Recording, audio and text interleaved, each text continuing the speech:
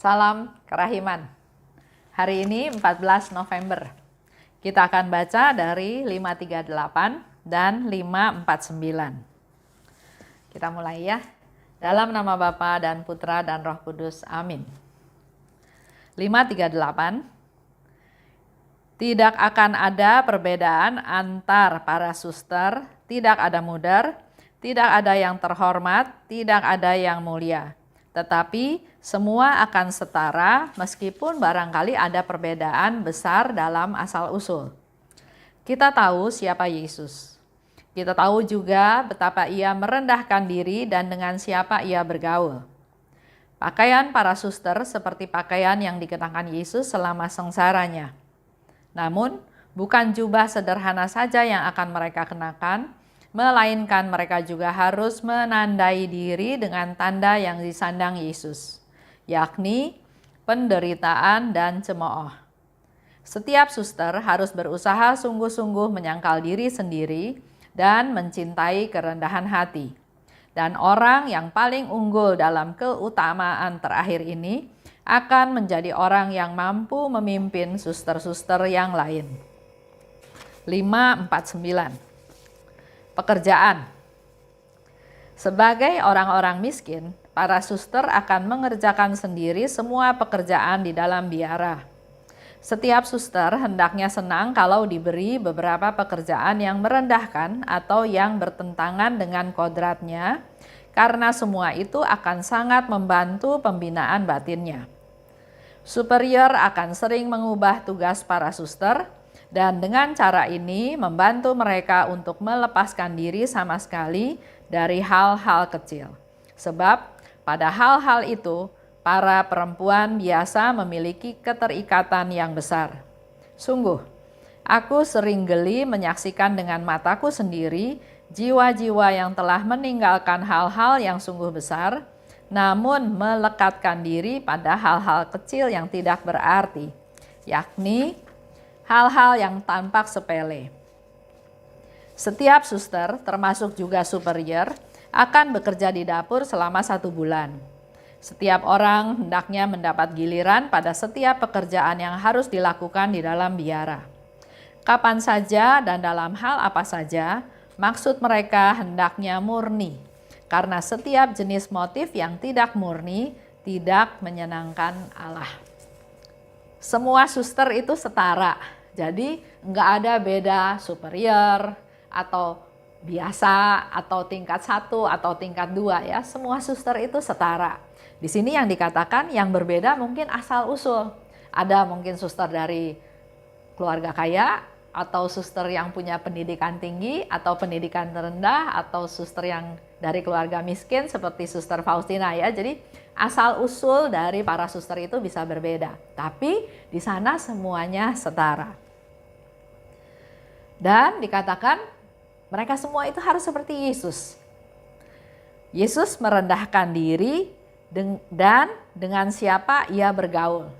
Kalau kita lihat ya contoh-contoh kehidupan Yesus, dia juga enggak membuat dirinya spesial bergaul dengan orang-orang yang tinggi pangkatnya atau orang-orang yang kaya. Dia bergaul dengan siapa saja, bahkan juga dengan orang-orang berdosa.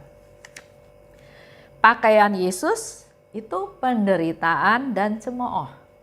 Jadi para suster itu juga harus bisa sama seperti Yesus dengan berpakaian penderitaan dan cemooh. Jadi kalau mengalami penderitaan, mengalami cemooh, ya itu sudah wajar, sudah seharusnya sebagai pengikutnya Yesus.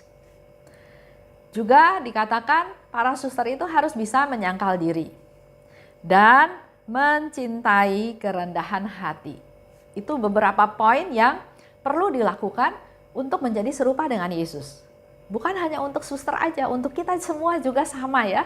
Hal yang sama yang Yesus minta. Orang yang paling unggul dalam rendah hati yang mampu memimpin.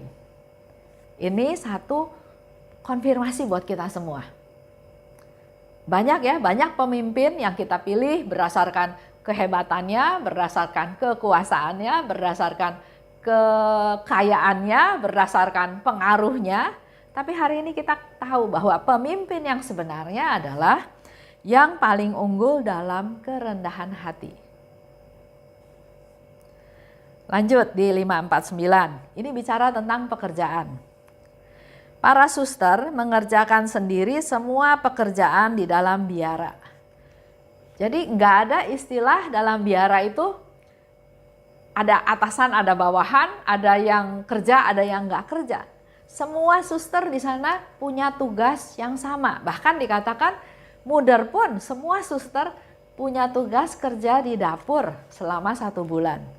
Kerja di dapur itu adalah pekerjaan yang melayani para postulan, melayani para siswi yang lagi ada di sana, para perempuan yang lagi direhab, itu dilayani dengan kita menyediakan makanan, masak, dan seterusnya untuk melayani mereka-mereka.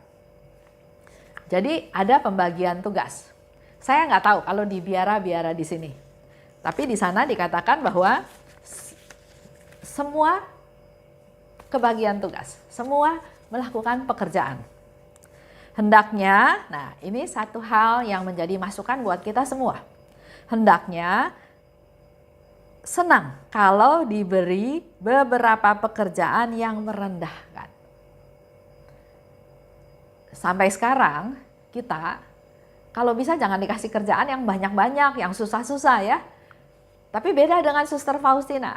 Kalau banyak kerjaan, dia pilih kerjaan yang paling sulit. Dia pilih, dia yang kerjakan. Nah, di sini dikatakan, hendaknya kita senang kalau diberi beberapa pekerjaan yang merendahkan. Atau yang bertentangan dengan kodratnya.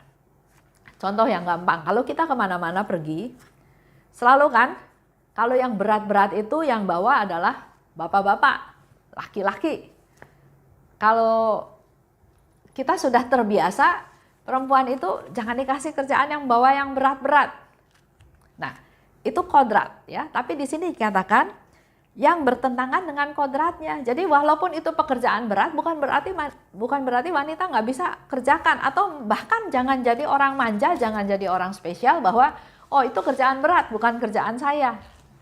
Ya, tapi justru harus senang kalau harus melakukan pekerjaan-pekerjaan yang bertentangan dengan kodratnya. Karena akan sangat membantu pembinaan batinnya. Kalau kita dikasih kerjaan yang merendahkan, apa misalnya? Sapu lantai di gereja, mungkin sapu masih lebih tinggi ya, ngepel, atau buang sampah, atau bersihin toilet atau WC atau apa ya. Nah, kalau dikasih kerjaan yang merendahkan itu harusnya kita senang. Saya pernah ke Tacloban City ya di Filipina, beberapa hari masuk ke satu tempat, satu komunitas besar. Saya di sana diterima oleh pastor. Jadi kita tinggal di kayak ada mes ya, ada mes. Saya dilayani dengan seorang perempuan ya belum terlalu tua. Dia dengan sukacita dia melayani, dia menyiapkan kamar, kebutuhan saya termasuk dia juga sikat kamar mandi. Ya, jadi saya pikir waduh, ini pelayanannya luar biasa ya. Nah, waktu makan kami kumpul lagi dengan para anggota komunitas di sana. Dan yang melayani kami datang, yang sikat kamar mandi, dia dengan percaya dirinya, dengan seolah-olah dia nggak merasa direndahkan, dia nggak merasa rendah bahwa itu adalah bagian daripada pekerjaan dia. Jadi dalam kehidupan sehari-hari ternyata komunitas itu sangat bagus sehingga tidak ada yang merasa rendah walaupun melakukan pekerjaan yang rendah. Dan itu ternyata sangat membantu pembinaan batinnya. Lanjut ya. Dalam hidup membiara, superior juga katanya sering merubah tugas para suster. Kalau kita kerja dalam pekerjaan di kantor aja, atasan kita bilang ini. Baru kerja sebentar tiba-tiba ada perubahan. Belum selesai kerja ada perubahan lagi. Kita yang sebagai karyawan juga lama-lama kan, ini tujuannya apa ya? Kok dirubah-rubah terus? Ada perasaan nggak senang. Tapi untuk mendidik kerendahan hati, para suster di sana dikatakan superior pun sering merubah-rubah tugas para suster. Dan itu digunakan untuk membantu melepaskan diri dari hal-hal yang kecil dikatakan. Karena kalau kita sudah punya satu planning, contoh ya, hari ini saya mau lakukan ini. Tiba-tiba atasnya bilang, nggak boleh, kamu nggak boleh ke A, kamu harus pergi ke B. Maka planningnya kan berubah semua. Dan itu membuat ketidaknyamanan. Nah sehingga di sini juga saya sering dengar bahwa satu pastor, romo, kepala paroki, biasanya akan ada rotasi, akan dipindah setelah sekian tahun. Padahal dengan dipegang oleh pastor tersebut, parokinya jadi maju, jadi berkembang, umatnya jadi aktif. Jadi maksudnya sesuatu yang baik. Kenapa dia dipindah ya? Setelah tanya sana sini ngobrol, ternyata memang itu salah satu cara juga untuk menghindar dari keterikatan. Jangan sampai romo itu merasa bahwa ini jasa saya, paroki ini bisa seperti ini karena jasa saya. Nah itu tidak boleh tuh, ada kelekatan-kelekatan seperti itu. Sehingga di sini dikatakan superior itu seringlah mengganti-ganti, merubah tugas dari para suster. Suster Faustina menunjukkan lagi satu contoh, perempuan itu memiliki keterikatan yang besar. Ya, suster otomatis perempuan-perempuan semua ya. Contoh, ada seorang ibu, kalau kita datang ke rumahnya, dia nggak mau ketemu sama kita kalau dia belum siap dengan dandanan dia. Jadi pernah satu kali kita ada pertemuan, kita undang dia datang. Dia bilang, wah enggak, saya nggak bisa datang karena saya belum mandi, saya belum siap. Bahkan ketemu juga nggak mau. Kita ngomongnya jauh-jauh gitu ya. Kalau saya pikir ini ibu punya keterikatan. Nggak mau kelihatan, mungkin nggak mau maunya kelihatan rapi, cantik, bersih ya. Ya saya nggak tahu ya. Tapi justru karena dengan peristiwa itu dia jadi hilang satu kesempatan untuk kita berkumpul bersama-sama. Itu ada kelekatan-kelekatan ya. Dikatakan oleh Suster Faustina justru meninggalkan hal-hal besar namun melekatkan diri pada hal kecil yang tidak berarti, yang tampaknya sepele ya. Setiap suster kerja di dapur, tadi saya katakan ya 1 bulan, dalam 1 bulan. Untuk melatih, melayani supaya hari lepas hari dia menjadi makin murni. Karena kalau tidak murni, maka tidak bisa menyenangkan Allah. Itu aja menjadi satu renungan kita semua bahwa kalau kita mendapat satu pekerjaan yang menurut kita merendahkan, sekarang harus bersyukur. Karena itu adalah bagian daripada latihan kita untuk bisa menjadi semakin rendah hati. Kita tutup ya. Dalam nama Bapa dan Putra dan Roh Kudus, amin.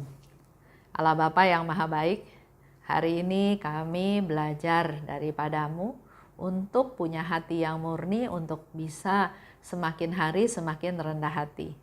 Dan Engkau juga sudah memberikan contoh melalui Suster Faustina. Kami seharusnya senang kalau menerima pekerjaan yang merendahkan kami. Suatu proses yang susah Tuhan, tapi kami semua mau belajar daripadamu supaya kami juga bisa masuk ke dalam kerendahan hati seperti yang Engkau kehendaki.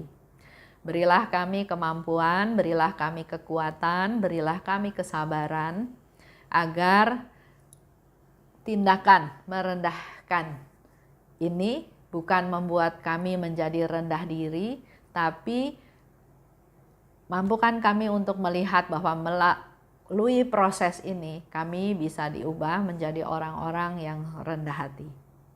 Terima kasih Bapa atas rahmat-Mu. Bunda Maria, doakanlah kami. Santa Faustina, doakanlah kami. Amin. Dalam nama Bapa dan Putra dan Roh Kudus. Amin. Salam kerahiman.